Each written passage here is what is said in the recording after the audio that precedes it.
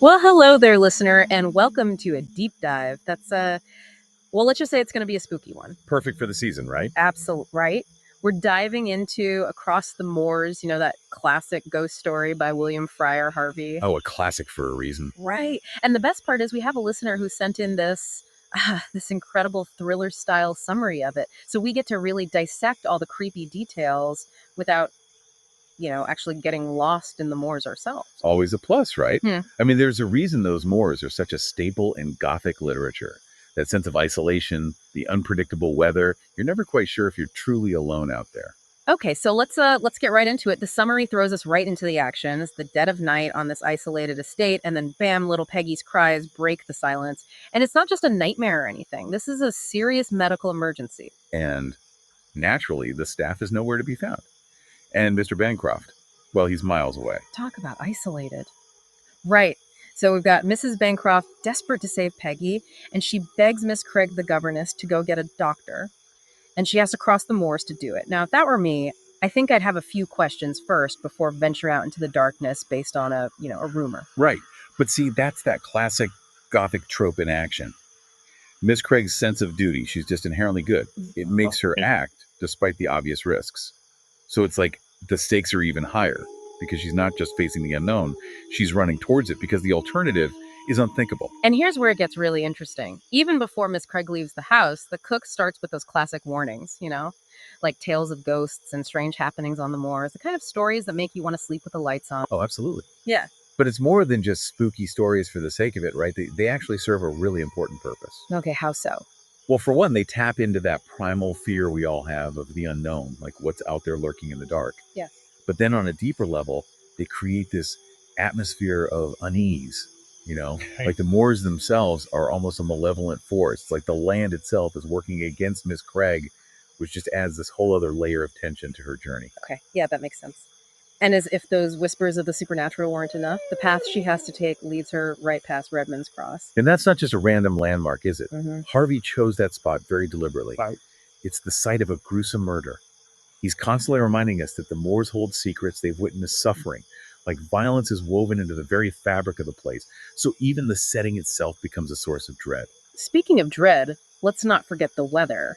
It decides to join the party right on cue. Of course, classic Gothic move, right? Mm. The external world mirroring the internal turmoil. Exactly. The summary even calls it malevolent, which sounds a little dramatic, but when you think about it, it perfectly reflects Miss Craig's growing anxiety, right? Absolutely. As if the moors themselves are conspiring against her, reflecting her inner turmoil right back at her. And just when you think it couldn't get any worse, her only companion, her dog Pontiff, bolts into the darkness. I don't know about you, but I felt that one. Oh, for sure. Harvey is a master at playing on our fears. The darkness, the storm, those whispers of unseen entities, it's all terrifying enough. But then to take away her last connection to safety, to make her truly alone out there, it's just masterful psychological horror. And just when she's at her most vulnerable, boom, she runs into another classic Gothic trope. Oh, you mean the mysterious stranger? Exactly. The clergyman. He seems to appear out of nowhere, offering a little bit of hope in this desolate landscape. But like we've been saying in Gothic literature, appearances can be deceiving. Oh, absolutely. In this case, that's a serious understatement. At first, it seems like he might offer her some comfort, little break from all the fear. But then he starts telling his own story, and you realize he's not offering comfort. He's just doubling down on the dread. It's like this echo from the past reminding us that the Moors don't forget and they don't let go easily. Right. And think about it. We expect clergymen to be figures of comfort and safety, especially in situations like this. But Harvey flips that on its head. He uses the clergyman to show us that no one is safe on the moors, not even a man of God. So we've got this story within a story, and it's not just there for fun, right? Not at all. It serves a very specific purpose to ratchet up the suspense. Huh. He was in a similar situation, you see, stalked by some menacing figure on those same moors 11 years earlier. And then just as he's getting to the good part, the climax of his own terrifying story, he disappears. Vanishes into thin air. Talk about a cliffhanger. Oh, it's brilliant. Mm-hmm. It makes you wonder, was he even real? Was he a ghost? Or just Miss Craig's imagination playing tricks on her?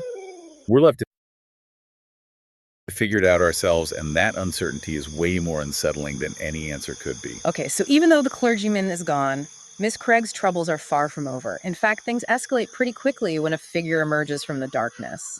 I don't know about you, but I was reading this part with my heart in my throat. Well, yeah, Harvey knows how to get to us. The sudden appearance of something unknown in the dark. It's a horror classic for a reason. It taps into that deep-seated fear of the unseen. And then just as quickly as that fear spikes, it melts away. It's Pontiff. Her dog. He's back. Like a cruel trick followed by a moment for relief. Right. But even with Pontiff back, that sense of dread never really goes away, does it? Nope. It's like a weight has been lifted, but you can still feel it pressing down on you. The Moors haven't let go of her just yet. You get the feeling that something is still watching, waiting.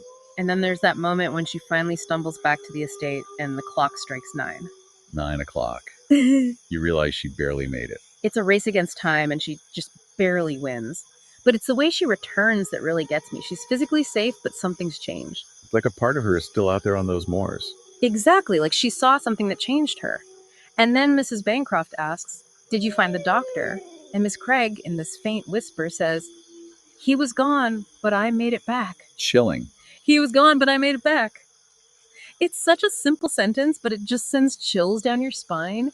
You're dying to know what happened out there, but at the same time, you're almost afraid to find out. That's the beauty of it. Harvey doesn't feel the need to explain every little detail. He leaves it open-ended and lets our imaginations run wild, which, let's be honest, is way scarier. Right. Like, did she see the same figure that was stalking the clergyman? Or was it something even worse, something completely beyond our understanding? These are the questions that stick with you. Exactly. That's what makes for truly great horror. That lingering sense of unease, the feeling that something's not quite right. And it reminds us that sometimes the things we don't see, the things we only imagine, are far more terrifying than anything we could actually encounter.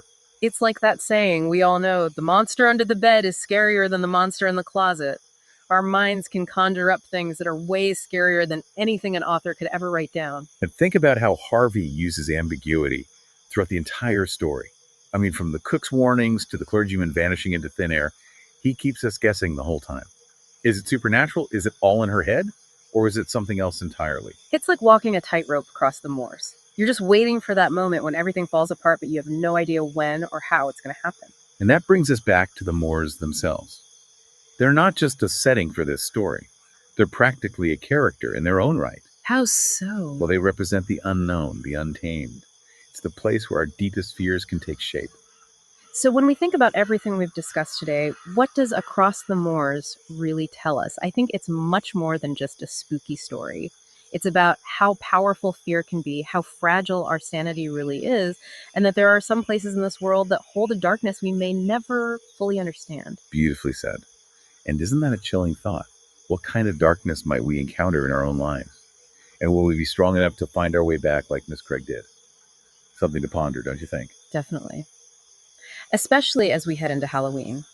A huge thank you to our listener for sending in that incredible summary, and for reminding us that the most terrifying stories are often the ones that leave us with more questions than answers. And to you, listener, as you turn off the lights tonight, remember, the Moors may hold their secrets, but sometimes it's the shadows within ourselves that we should fear the most.